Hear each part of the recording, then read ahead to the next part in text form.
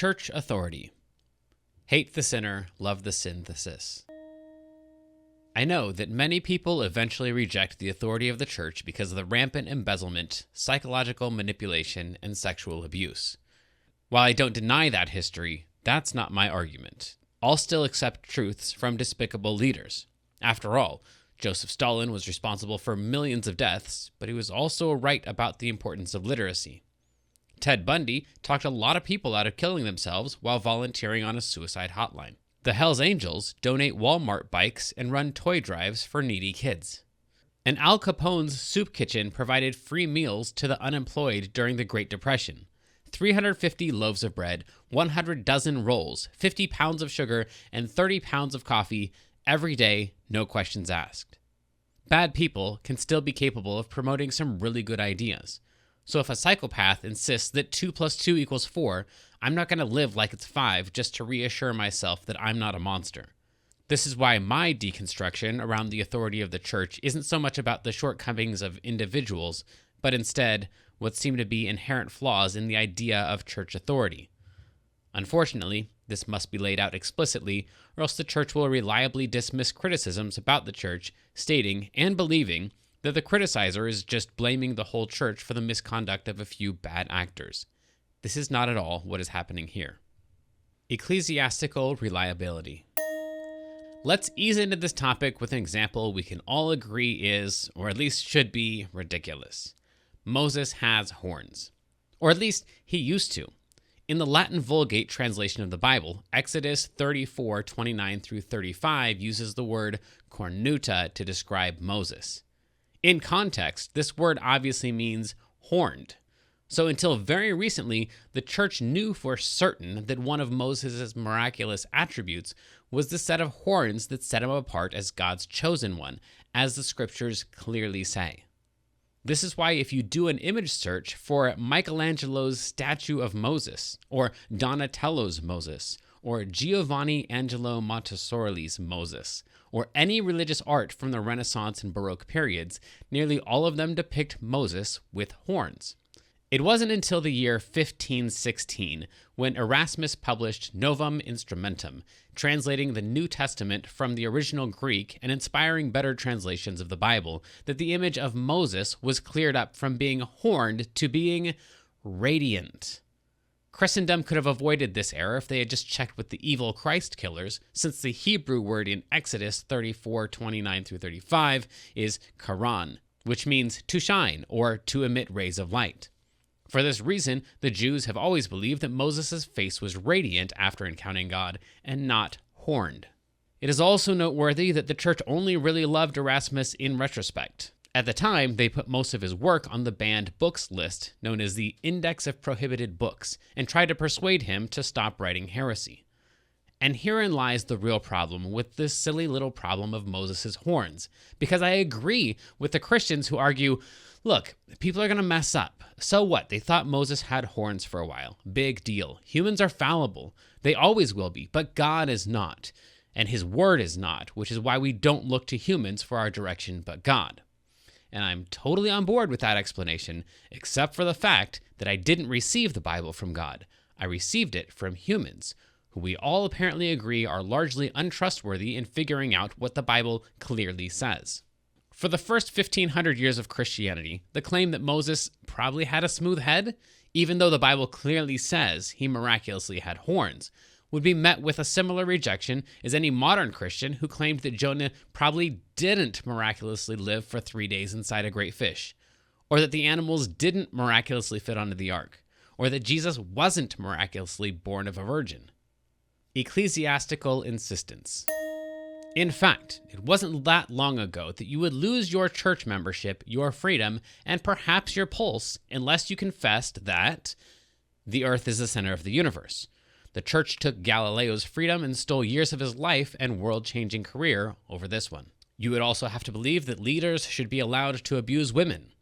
William Tyndale was strangled to death and burned at the stake for this one.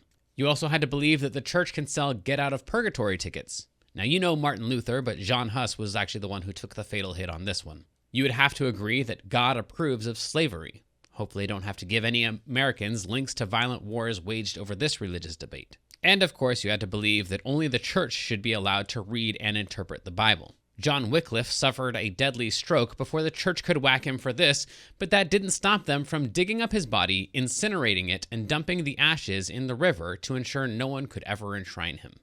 This is the short list. A quick search on usury or Vatican II or limbo, or of course, Joan of Arc, can spark a lifetime exploration of these and hundreds of other unforgivably sinful beliefs for which the church had what they were certain was a clear-cut biblical defense of their beliefs, and then later changed their collective mind, making their own former beliefs suddenly sinful. Note, most Christians will argue, but we're not like that anymore. Well, first of all, yes, we definitely are. But I also realize that's a losing argument, since any modern example could be fought with, but my church isn't like that. Addressing each denomination and each church would take tens of thousands of stories, so here I'll just focus on our shared Christian heritage, though even these ancient examples of ecclesiastical treachery are extremely modern in the context of Judeo-Christian history. These examples don't even include the thousands more horrible teachings by the random bad pastor. No, these were the consensuses of the church, the official opinion of Christendom. They would say of God and his infallible word. These were not independent churches who lacked God's accountability. They were the unanimous positions of those God-ordained leaders who were keeping the rogue leaders accountable to these clear, fundamental, basic truths. Despite their adherence to only the fundamentals of the faith, no modern pastor could ever address any slightly less modern church by saying, hey guys, the sun isn't the center of our solar system, and slavery is evil, limbo doesn't exist, and the church can't affect the afterlife, even for paying patrons, who, by the way, should be allowed to read and interpret the Bible on their own. Oh, and girls can get to heaven even if they wear pants. Such a minister wouldn't merely be considered a bad Christian. He would be murdered as a heretic. In fact, the more I thought about it, the more I realized any real Christian would have been viewed as an enemy of the cross at every point in church history. So it's actually no surprise that the whole religion started when a man was martyred by his own church leaders for his claim that they were wrong about sin. And it wasn't just the Jews of 33 AD. God gets murdered for heresy by his own people no matter when in history he comes. The crucifixion may have changed the label, but the religion has remained equally incompatible with the ideals of Christ, from the days of Father Abraham up through Mother Teresa. But now it's different. I couldn't help but wonder how a church-attending believer back then would have had any hope of resisting the church's pressure to believe and act on the now obviously wrong things, immoral things, sinful things that the church was telling them would determine their eternal destiny.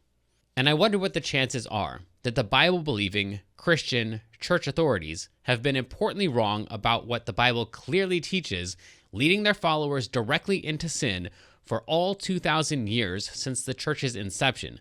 But right now is the first moment in history they've actually been right and trustworthy in their confident assertions about God's thoughts and his fundamental nature and about their interpretations of the Bible. Oops, no, we mean right now. No, right now. Oops, wait, hang on. Starting right now.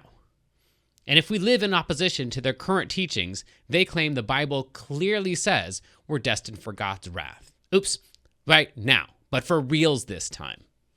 Note, to be fair, even though institutional ignorance has been a plague upon every single generation of Christendom, the disease is not unique to Christianity. For example, Ignaz Semmelweis proved that obstetricians could prevent about 250 deaths per year per hospital just by washing their hands after handling corpses before delivering babies.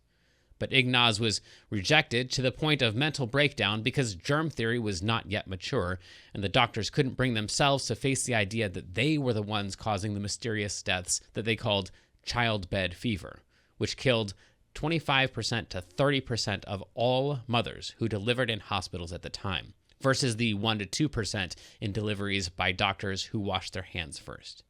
Yeah, it was definitely the childbed that caused the death, and not you well-intentioned angels of death, since we all know that the titles doctor and reverend can only be granted to the good guys.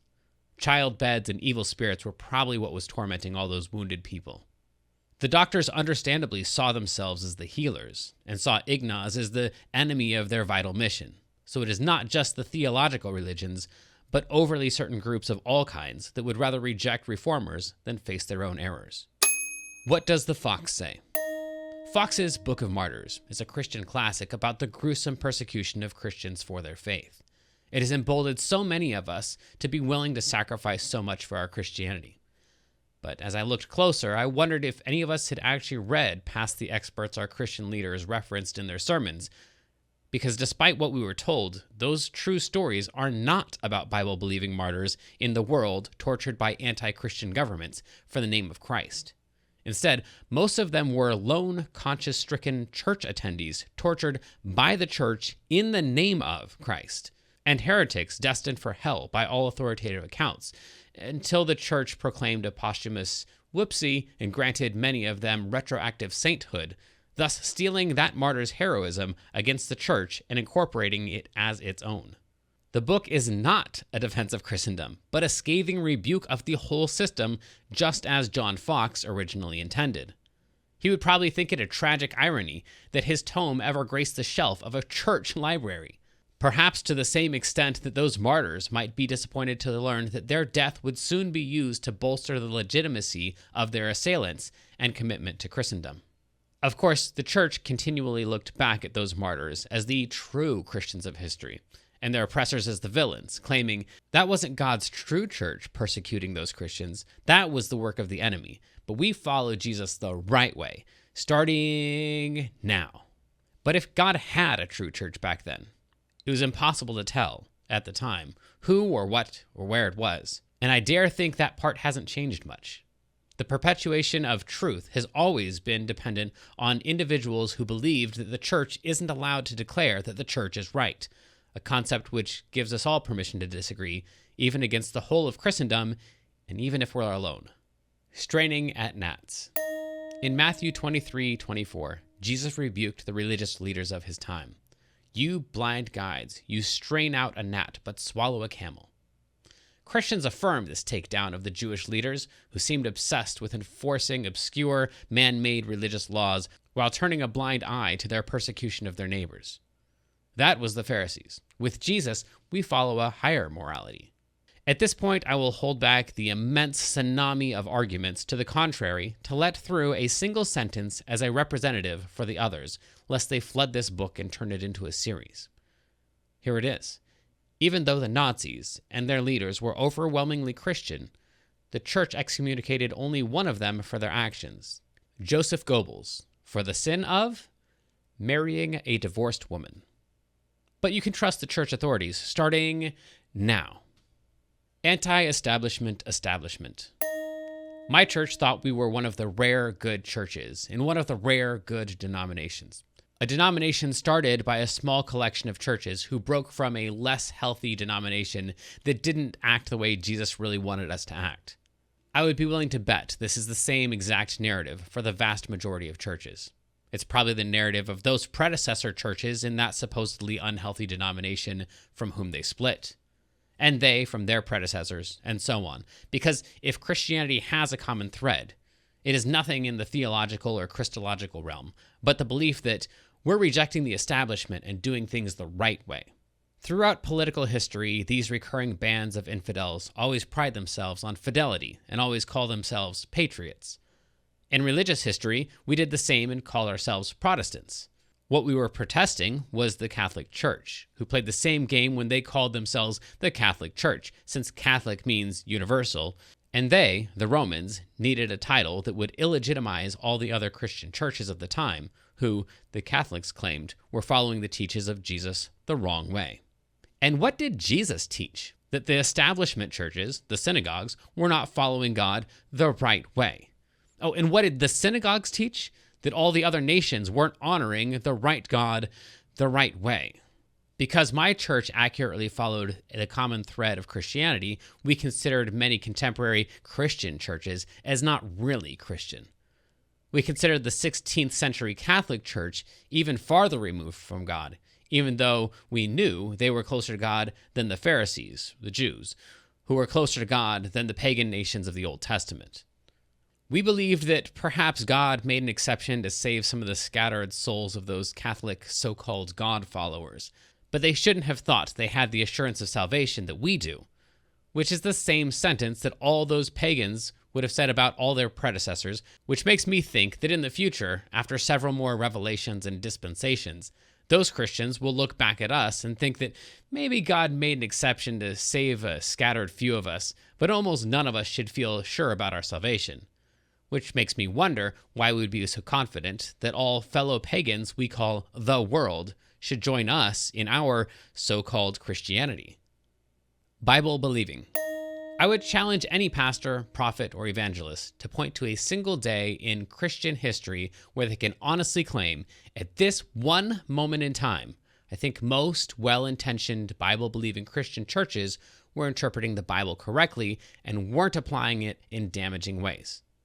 No such day exists. No such hour exists.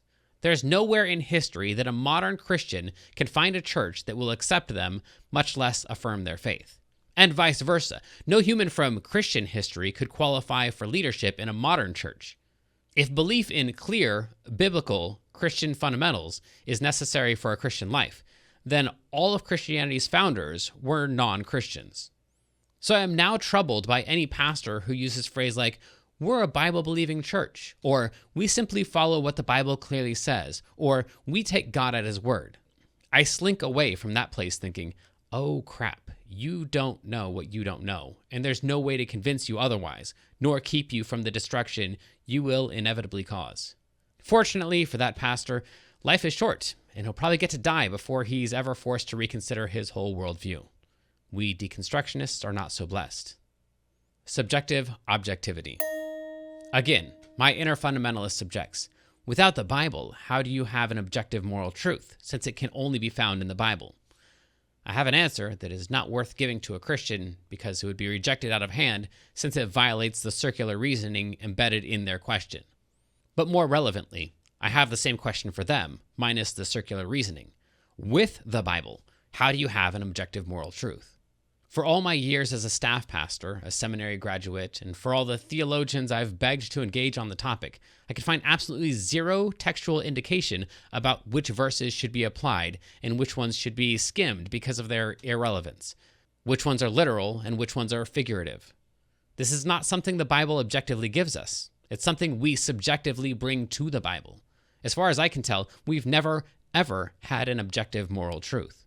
And we should be proud of that. We Christians don't actually obey the whole Bible as if it is all literally true. We use our individual discernment, which frequently disagrees with another group's discernment, to archive the unethical parts and follow the ethical parts. But that makes me wonder why we believe it gives us ethical guidance we seem to already have. Theological evolution.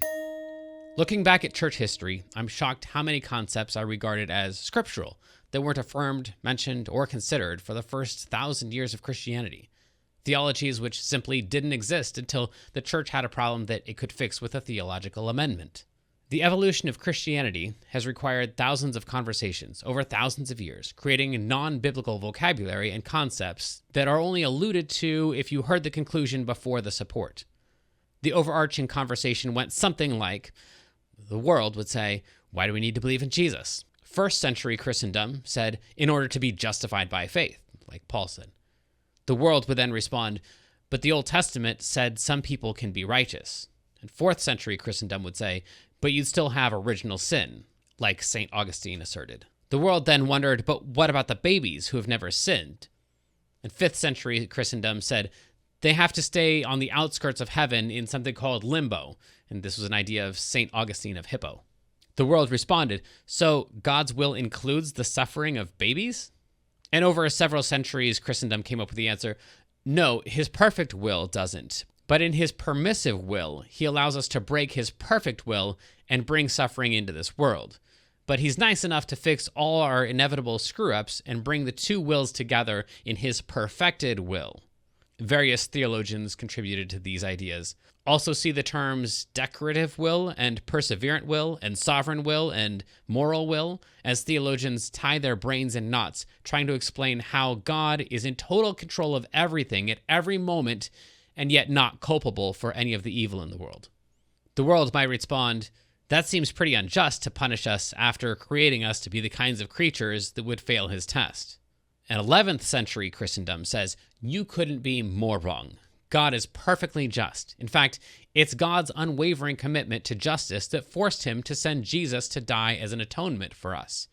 This is from Anselm of Canterbury. The world would respond, but couldn't he just forgive us with his grace? And 13th century Christendom steps in to say, that's cute. No, you know nothing about grace. Grace can't atone for sin. Grace has two modes: actual grace, God's interventions in human lives, and sanctifying grace, the indwelling of God in the soul that allows us to overcome evil. Thank you, Thomas Aquinas. The world usually responds, but I know people without God who live righteously. To which 16th century Christendom, John Calvin, says, no, you don't. That's impossible. We're all totally depraved. The world then says, but that doesn't make sense. I know a lot of people who don't seem totally depraved. And Martin Luther argues back, it doesn't matter what makes sense or what seems right to you, only what we say the scriptures say, sola scriptura. The world then answers, so God's going to send me to hell for sins that I'm forced to do by the way he made me, and I must believe this simply because it's written in the book you compiled and edited? To which John Calvin would probably say, yes, and there's no complaining about what you were predestined to do. If the world said, if your new concept is so obvious in the Bible and so foundational, why is this just now coming up in the 19th century? People like John Nelson Darby would say, God likes to reveal his original intent gradually over the centuries in different dispensations. The world says, and if we don't keep up to date on the dispensations that the church keeps discovering, Christendom responds, you'll be left behind during something we've invented called the rapture. This was also John Nelson Darby. The world says, really? And 20th century Christendom says, really, really. Thank you, Donald W. Thompson and Tim LaHaye, and scores of others. Of course, this is an exaggerated oversimplification. But while it might be annoying to Christians, if anything, it's an overly kind summary, because a closer examination continually makes the conversation worse, not better, as hundreds of other extra-biblical and yet foundational Christian precepts keep popping up throughout church history in God's unchanging word. So it's no wonder that the earlier centuries of Christianity missed these precepts in the Bible. They were never there. While the church continually demanded that the world be moral, the world continually demanded that the church make sense. And we've been navigating that compromise since the beginning of our species. It's also no wonder that modern-day Christians vehemently oppose this seemingly inevitable and painful Christian evolution into a belief system that fails to reject all kinds of formerly deplorable people, lifestyles, and choices. It's no wonder that they passionately cry out from their pulpits in unison, but if we compromise on this, we aren't really true Christians at all. You're right, my dear friends, you're right. But if you look back, I think you'll find that you haven't been true Christians for a very, very long time. Russian tithes. Allow me to briefly paint an easy target for opponents as I give one single example from my church intended to represent the overly certain church mindset, even though this bullet can easily be dodged by any Christian who is defensively determined to miss the point and dismissively retort, but that was just your church. We don't do exactly that thing in our church the same way. Because of you, I won't include another example like this, but here we go. In the early days of my deconstruction, our church rented out our building to some first-generation U.S. immigrants from the Russian underground church. The way I heard it, the church had a hard time making rent because the pastor had a hard time getting the congregants to tithe. The way I heard it, that was forgivable because their church wasn't allowed to officially exist in Russia, so they're not really used to giving tithes and offerings.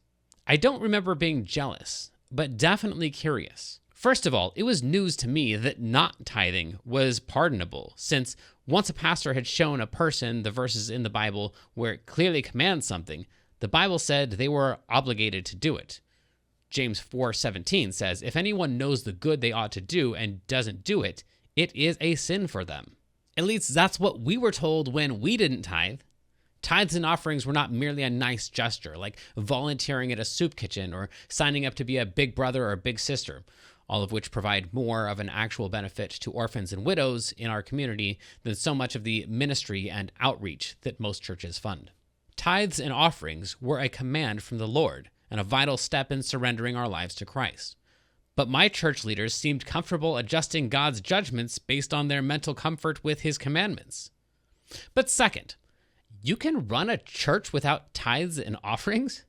I was told, no, you don't understand. You can't run a church without tithes and offerings. The underground church was forced to operate like that because the church didn't own any property and the pastor was just a volunteer, and the church had often met in smaller groups rather than all together, and the church meetings were often disguised as like large meals with friends.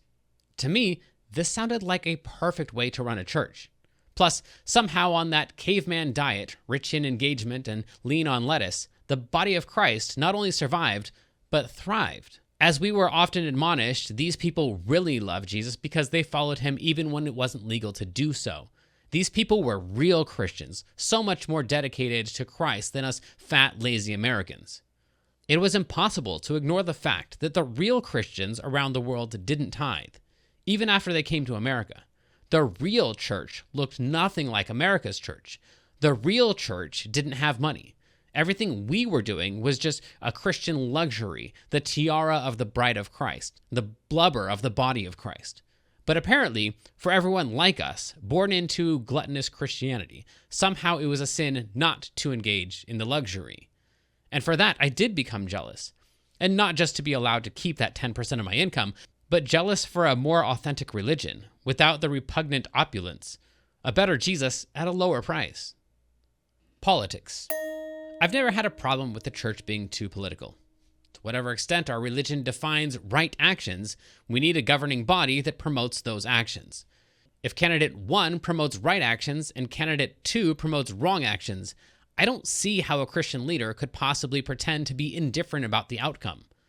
That's all my pastor did. He didn't tell anyone who to vote for, but he did tell us what traits to vote for. As our pastor laid out what the Bible clearly says, only the most ignorant person could be confused about which candidate possessed the most Christian traits. If it looks like a Christian, it walks like a Christian, and it talks like a Christian, it's probably an elephant. So it surprised no one in our congregation when the name of the Republican candidate slipped out every now and then. But then I started playing more inner city gospel music gigs during the week. As I sat through the sermons, I heard the exact same level of political conviction I experienced in my home church, the exact same tone of self-assuredness, but the exact opposite recommendation for a godly ballot.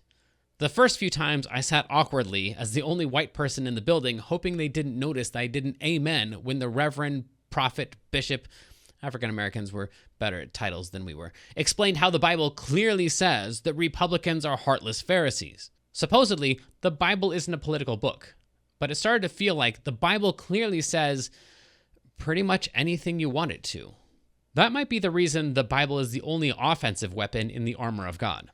In the end, I decided that the Old Testament God was a personal responsibility, bootstraps Republican, and Jesus was probably a social equality Democrat, even though both churches would claim support for their view throughout the scriptures.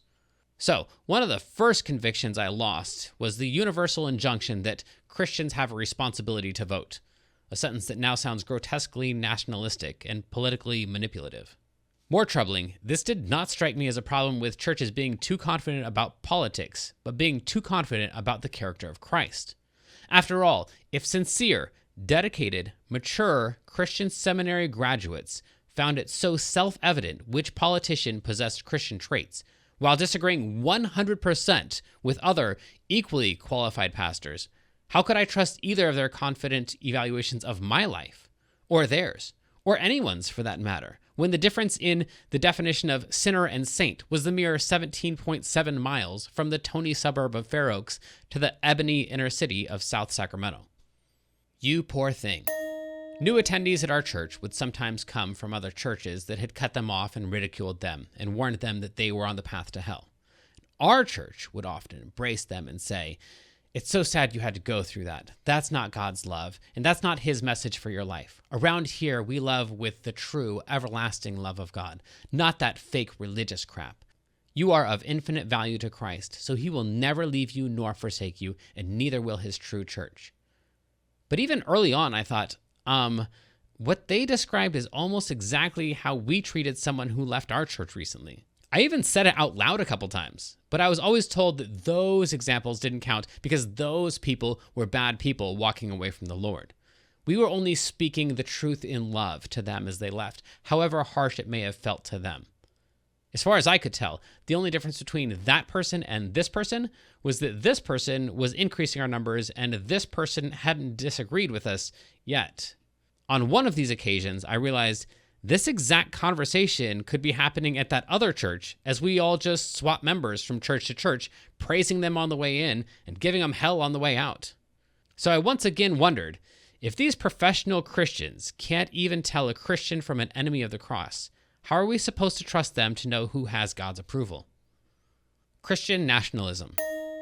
In my Christian circles, illegal was practically synonymous with sinful.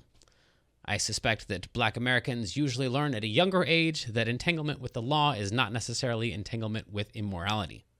More subtly, American was nearly synonymous with Christian. As just one small example, even though our family consumed zero alcohol, we did know and mildly respect some people who had beer or wine on occasion. We also allowed a mountain of prescription medication. But anyone putting an illegal substance in their body was obviously in dire need of reconciliation with God. Post-surgery narcotics were a blessing from the Lord, but those same pills without the doctor's note summoned the wrath of God. And the same rule applied to almost every governmental injunction as instructed in the Bible. Romans 13, 1-5 says, "There is no authority except from God, and those that exist have been instituted by God. Therefore, whoever resists the authorities resists what God has appointed, and those who resist will incur judgment. For rulers are not a terror to good conduct, but to bad. Would you have no fear of the one who is in authority? Then do what is good, and you will receive his approval, for he is God's servant for your good. But if you do wrong, be afraid, for he does not bear the sword in vain. For he is the servant of God, an avenger who carries out God's wrath on the wrongdoer. Therefore, one must be in subjection, not only to avoid God's wrath, but also for the sake of conscience." There are many other verses that say similar things, and they're in the Bible. As an American Christian child, this made perfect sense. But I didn't have to get too old before I knew I could never reread this passage to Christians of North Korea, or Communist China, or 1930s Germany. Frankly, I don't even know how they read it in any inner-city church, where an unacceptable percentage of law enforcement enforced different laws on different ethnicities. My church did hedge. We are to follow man's laws, except where they violate God's laws.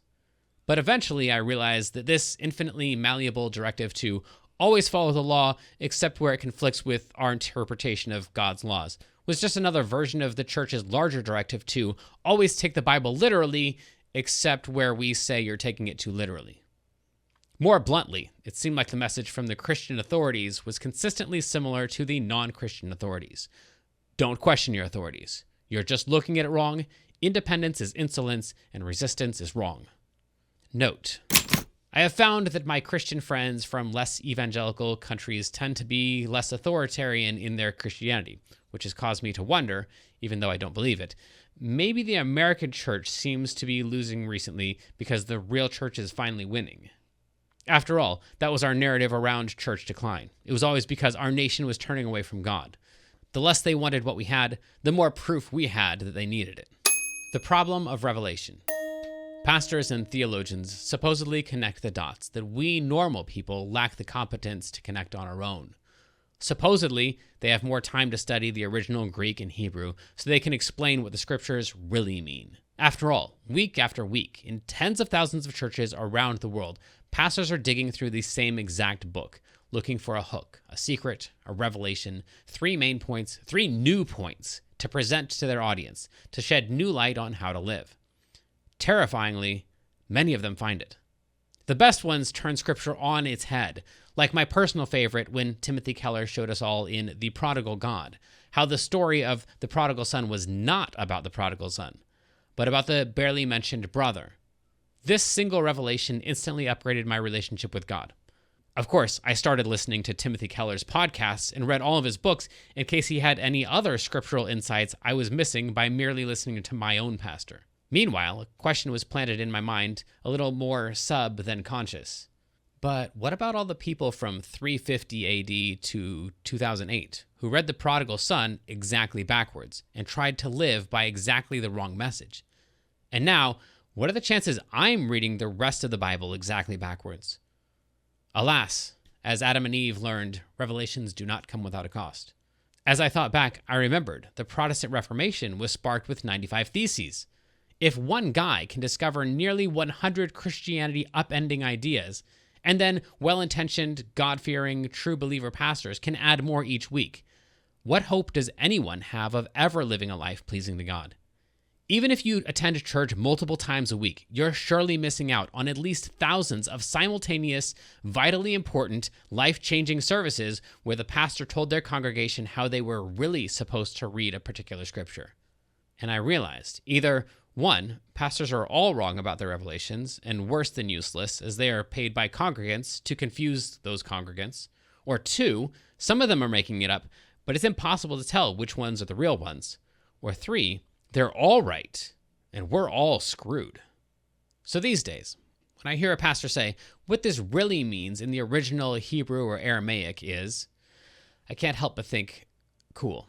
But if the omniscient, omnipotent creator of the universe had a special interest in us understanding his perfect book correctly as soon as possible, if he cared enough to inspire human authors through every jot and tittle, and then cared enough to preserve those writings, and then inspire the compilation of those writings into the Bible, and then he just pooped out when it came time to clearly translate it out of the dead languages, he is culpable for our confusion. So I'm fine overlooking whatever you're saying I've been misunderstanding this whole time. And I'm starting to think the original Greeks and Hebrews were just as confused as we are today. It also might be noted, Christian pastors like to claim that if you understand this verse in its original Hebrew or Aramaic, you would be even more compelled to be Christian, as they trot out to the fragments of the ancient languages they either learned in seminary or, more likely, heard in another pastor's sermon. But those same pastors either forget or ignore the fact that there actually are people who learn to speak Hebrew and Aramaic fluently just for the purpose of studying those same scriptures, and they are definitely not Christians. They call themselves Jews. And if you want to hear a racist speech about inherent ignorance, ask a Christian pastor how modern Jews could reject Jesus. If you want to lose respect for your pastor's seminary, ask the same question in a synagogue. Paul and Barnabas. Many atheists complain that the church can't be right about God since the 45,000 Protestant denominations can't even agree with each other. It's like trying to find a deity in a faith stack. But Christian leaders claim this is simply God's provision, a feature, not a bug. You see, each denomination sees things a little bit differently and appeals to different types of people, bringing them all to Christ with their different emphases, just like the biblical story of Paul and Barnabas. Long story short, 2 of the greatest early Christian leaders broke off their relationship over a dispute about ministry. We're supposed to side with Paul since we're claiming he wrote a lot of the infallible New Testament, even though in the story he honestly comes off as the untrusting jerk who holds people's past mistakes against them. Of course, anyone who's actually experienced a church split knows it's betrayal, it's divorce, it's slander and character assassination, and actual assassinations trailing as far back in Christianity as the Old Testament, where wrong beliefs about God could even earn a nationwide targeting of infants, a dastardly deed when Herod attempted it, but a great providence when God executed it more effectively, as Exodus 12:29-30 says, and there was a great cry in the nation, for there was not a house where someone was not dead. In short, a church split is hell. And as resistant as fundamentalists are to the idea that God used the appallingly barbaric system of survival of the fittest to create his perfect world, they should be even more opposed to the idea that church splits were God's beautiful plan to carry truth to the damned, especially when he could have just simply been clearer on the matters that he knew in advance were going to be the subjects of so much hurt, offense, and loss of life. There's no rule that said the Bible had to be exactly 66 books. It could have been 67 or 68 if needed, or he could have just included a couple 100-word appendix to summarize a statement of faith for us. Surely he thought of that because every denomination since then has. Instead, he decided to be coy about his intentions and send different messages to each sincere side. Interpretations they were each earnestly sure they were hearing correctly, causing them to hate and malign each other and decrease the credibility of the church in the process. According to the church, that was his plan instead of just writing more clearly. Disciple disagreements. That's when it hit me. We don't know which of our religious leaders is right today, but they didn't know which religious leaders were right back then. The early Christians didn't agree. The disciples didn't even agree. Take, for example, Gentile inclusion, or observance of Jewish law, or the nature of Jesus, or leadership disputes, and much more. There's no such thing as true Christianity because there's no such thing as a true Christian leader. There never has been. This is actually part of the brilliance of the creation of the Pope around the 4th century, reinstating a single prophet to God's chosen people in the very church that had explicitly denounced that role in favor of direct communication with God. If a personal relationship with God is possible, it's only ever been in spite of the infighting professional Christian authorities.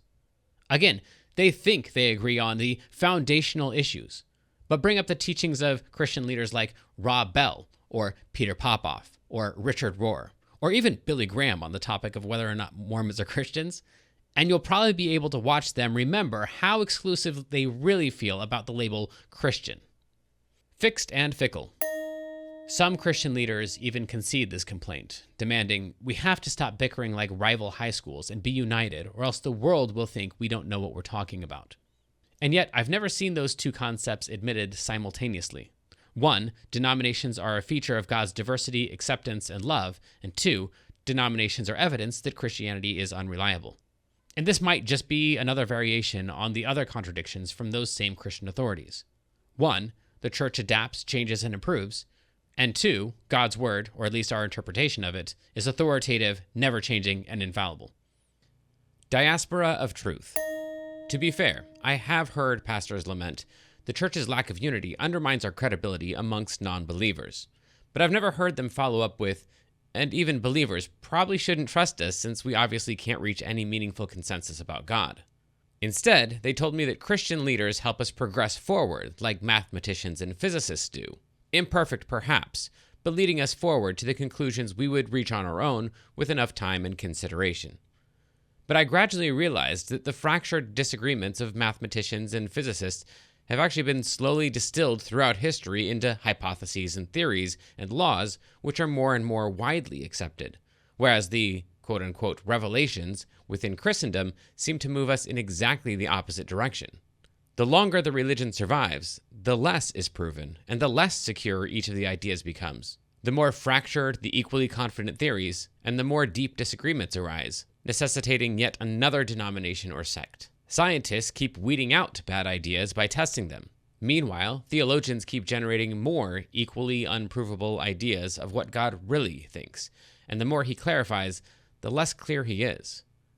In Christianity, this started with the original revelation, Jesus, who single-handedly doubled the number of Bible-based true religions in the world, adding Christianity to Judaism. It seems that research distills, while revelation diffuses. But if I'm really honest, I only find this to be true for revelations about manufactured myths. Revelations, if they are about reality, give us a more and more precise understanding, like we see in math and science. But revelations about untrue things just get more and more complicated, like we see in the mountain of lies that have to be generated to explain and cover up some initial lie. Moreover, revelations about reality frequently contradict the previous understanding to replace it with a better one, almost always at unexpected times and in unexpected ways. Our greatest breakthroughs have rarely been the expected eureka at the end of a pointed experiment, but rather a, that's weird, in the middle of some unrelated project. This is true in math and science, but is equally true in your friendships with people who actually exist, as you might find yourself talking to an old friend exclaiming, "What? You used to play banjo semi-professionally? I never knew that." But the so-called revelations we get from Scientology and Mormonism and other imaginary tales usually only show up each time an old contradiction needs to be explained away. It's always at a predictable time, a point of contradiction, and always in a predictable way, in support of the old narrative. For example, a parent might find themselves telling their child, okay, so apparently the male reindeer shed their antlers every winter, and the females keep their antlers through the winter to help them compete for food. Now, we know this makes it look like Santa's sleigh is actually pulled by all females. But this isn't true for Rudolph and his macho gang because they live in the warmth of Santa's workshop. Yeah, see? Nothing to question here. It all makes perfect sense. Now, stop asking questions and believe harder, or else Santa can't bless you and you'll bring coal upon yourself. Revelation received, theology expanded. This is probably why in math and science and friendships, the more questions you ask, the more you actually know. But in manufactured narratives like movies and fantasy novels, the more questions you ask, the more the community dislikes you. Instead, true fans are rewarded for at least actively suspending disbelief, or even creating fan fiction to round out the story instead of emphasizing plot holes. And then, the truest of the true fans are entrusted with leading the flock. Tending the flock. Somehow, I only ran into the word pastoralist for the first time recently. Apparently, it's a common term that refers to activities or practices related to the care and grazing of animals, such as cattle, goats, and sheep. This felt perfectly right to me, since even modern-day pastors refer to their congregation as their flock. As a pastor's kid, attending pastors' conferences and conventions, I heard this all the time from pastors who felt a grave responsibility to protect their flock from wolves in sheep's clothing, who might try to enter their congregation or enter members' heads through the media they consume and the interest groups they graze, pretending to be a mature Christian, but leading the flock astray for their own appetites. The more I considered the role of a pastoralist, the more it all felt terribly, terribly wrong. First of all, it seems insultingly infantilizing and paternalistic, especially in modern times, because maybe, a long time ago, people needed a local pastor to tell them what to think about the Bible and how to hear from God.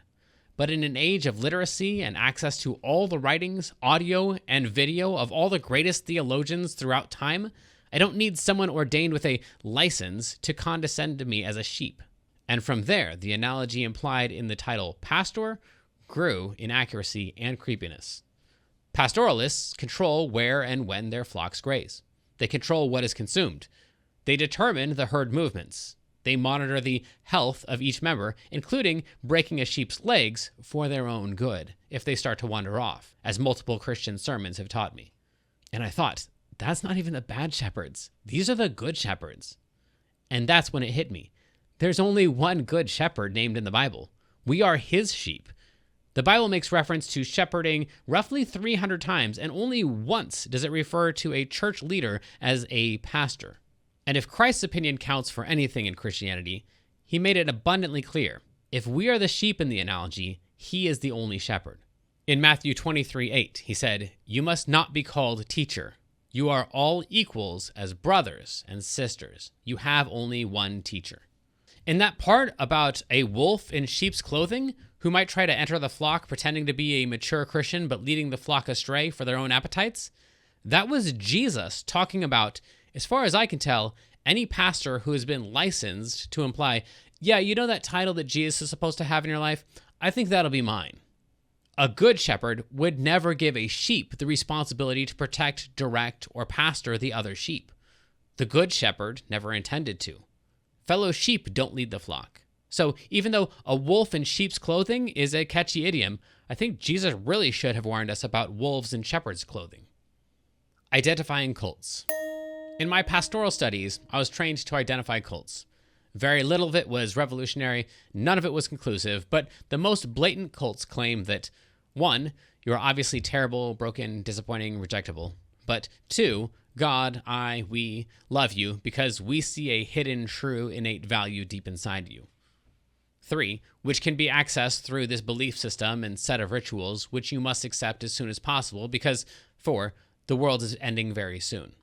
So 5, you should disentangle yourself from the worldly belongings, and 6, donate heavily to the collective, and 7, fundamentally change the way you view yourself, and 8, put your faith in all the feelings, thoughts, and tools that lead you toward agreement, and 9, fight against all the feelings, thoughts, and tools that lead you to doubt, including 10, putting distance between yourself and anyone who refuses to believe. 11, staying hypervigilant against an ominous enemy that wants to lead you away from the truth. 12, so you can earn an unprovable reward. And 13, avoid an unprovable, terrible fate. I personally don't think that Christianity is especially culty. But if I'm really honest, if any of us Protestants had a friend in a twin religion, we would be tempted to warn them that they were in a dangerous cult. Unfortunately, that would almost surely backfire, since almost no one in a cult can see that they are in one, and they always have great incentive to continue not knowing. So we might be better off leaving that word alone and just encouraging our friends toward universally accepted metrics, like re-evaluating a relationship with any person or group that starts to control their behavior, filter their information, restrict their thoughts, manage their emotions, discourage support from outside the relationship, demand excessive financial or time contributions, use guilt or shame for control, promote dependency and obedience, encourage permission or approval for personal choices, instill fear of the outside world, or enforce uniformity in thought and action. Of course, the Christian church is not a cult because 1, we are right, and 2, not all of us do all those things all the time. But I still think we should have a great deal of compassion for any non-believer who demands our religion is a cult. It kind of looks like it is until you really buy in, which is another pretty culty sentence. What would Jesus do? It is no secret that Jesus was opposed to pretty much every aspect of the religious structure and its authorities. It's kind of the reason he was crucified. The modern church admits this, throwing their theological forebears under the bus as they synonymize Pharisee with evildoer and legalism with sin. They proudly proclaim Jesus despised the Pharisees, but he has established the church. In the same way, every MLM proclaims this is not a pyramid scheme, it's a way of life. It's important to remember that Pharisee and Sadducee were not bad words back then. Judaism wasn't a bad version of God's religion.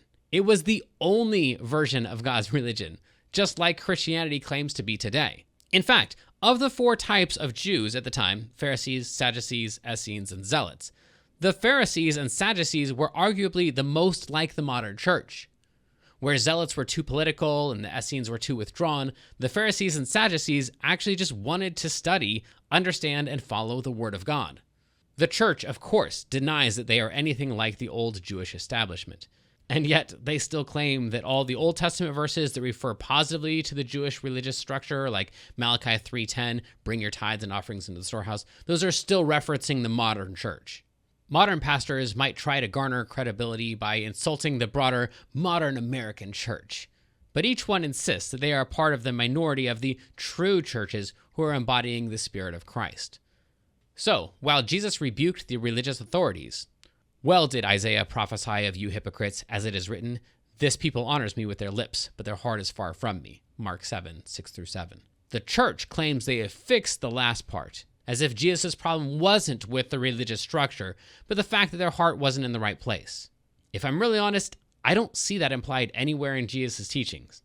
He never says, look, I love the structure. You're super close, but you just got to make sure your heart's in the right place too. Instead, dozens of parables and sermons only echo the definitive condemnation of Matthew 23:13-15. Woe to you, scribes and Pharisees, hypocrites, for you shut the kingdom of heaven in people's faces. For you neither enter yourselves nor allow those who would enter to go in. In fact, according to Matthew 27:51, at the moment of Jesus' death, the temple curtain, which kept the commoners from the Ark of the Covenant, was supernaturally torn in two, an undeniable message from Jesus that the people no longer needed an intermediary, that the work of spiritual mediation was complete. In his 33 years on earth, Jesus never made any indication that the church would or should exist. Instead, he preached the opposite constantly at every possible juncture, as if he was vehemently anti-church. He says, go and sin no more, without ever explaining what the heck a sin is or how to make God happy. Jesus does not say, wait until I come back to life and then invite me into your heart. He doesn't say, now make sure you get plugged into a body of believers for discipleship and accountability.